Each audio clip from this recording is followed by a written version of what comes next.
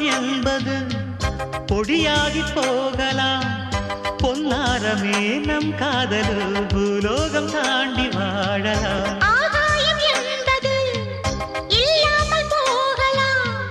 ஆனால் நம் நேசமே ஆகாயம் தாண்டி வாழலாம். கண்ணீரில் ஈரமாகி கரையாச்சு காதலே.